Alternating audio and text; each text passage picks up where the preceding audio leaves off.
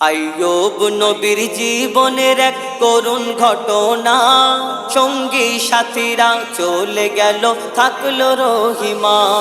আইয়ুব নবীর জীবনের এক করুণ ঘটনা, সঙ্গী সাথীরা চলে গেল থাকলো রহিমা।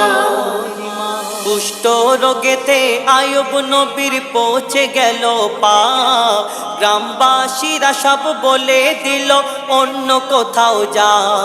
বিবি রহিমা সাথে নিয়ে অন্য গ্রামে যায়, সেখান থেকেও তাড়িয়ে দিল দুর্গন্ধের জ্বালায়।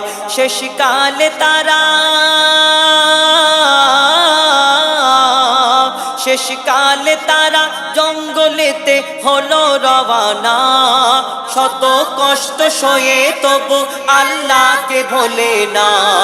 আইয়ুব নবীর জীবনের এক করুণ ঘটনা, সঙ্গী সাথীরা চলে গেল থাকলো রহিমা। এক নির্জন জঙ্গলে গিয়ে বেঁধেছে বাসা, আল্লাহর উপরে ছিল তাদের অটুট ভরসা। ক্ষুধার জ্বালায় বিবি রহিমা যায় কাজের সন্ধানে, লোকের বাড়িতে কাজ করে খাবার সে আনে। এমন করে কিছু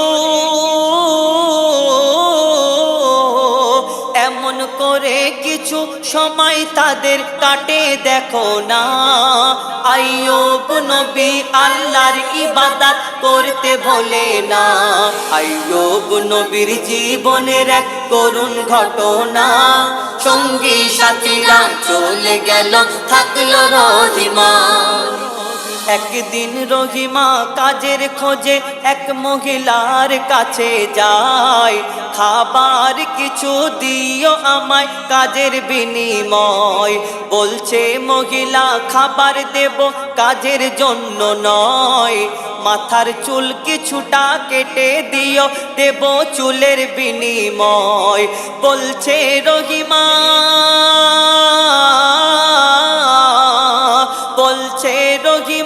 মাথার চুল না ধরে স্বামী উঠতে পারে না, চুলের বিনিময় খাবার নিয়ে যাচ্ছে রহিমা।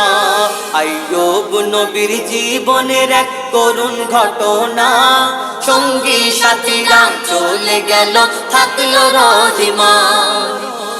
ইবলিস মানুষের রূপ ধরে আইয়ুব নবীর কাছে যায়, রহিমা অসৎ কাজ করে তোমার মুখে আহার দেয়।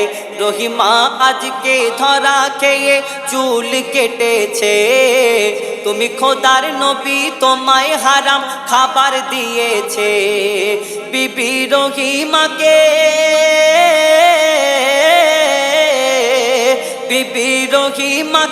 ইবলিস এসে দিল কুমন্ত্রণা, স্বামীকে মদ খাওয়ালে শুকরের মাংস দিলে মিটে যাবে যন্ত্রণা।